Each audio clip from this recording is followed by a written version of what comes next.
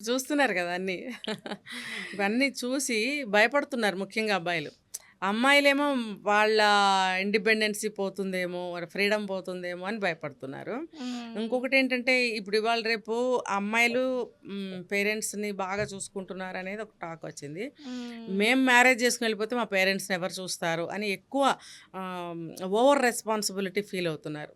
ఇప్పుడు వాళ్ళకి ఇంకా ఉంటారు గదా! పిల్లలు అబ్బాయో, అమ్మాయో ఉంటారు. హ్మ్. కానీ ఇండివిడ్యువల్‌గా వీళ్ళు ప్రతి ఒక్కళ్ళు ఇలా ఆలోచించుకోవడం. ఈ హ్మ్. రీజనింగ్స్ వల్ల అమ్మాయిలు పోస్ట్‌పోన్ చేస్తున్నారు.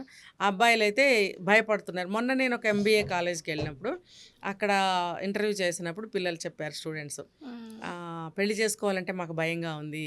ఏంటంటే అమ్మాయిలు అతి స్వేచ్ఛ. హ్మ్. వాళ్ళు చెప్పిందే వేదం. వాళ్ళు వాళ్ళు కింద మేము అణిగిమణిగి ఉండవలసిన పరిస్థితి. హ్మ్. ఇంకా అమ్మాయిల రిక్వైర్మెంట్స్. హ్మ్. అమ్మాయిల కంటే కూడా అమ్మాయిల తల్లిదండ్రులు హ్మ్. ఒక శాలరీ ప్యాకేజ్ వచ్చేసి ఇంకా చాలా అనమాట. బియాండ్ 30,00,000, 40,00,000 ఉండాలి.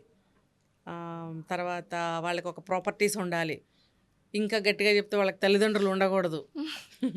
వాళ్ళకి ఆడపడుచులుండకూడదు. ఆడపడుచులు ఉండకూడదు. ఆ! ఇంకా అబ్బాయి మెత్తగా అబ్బాయి అయ్యుండాలి. మా మా అమ్మాయి మాట వినాలి.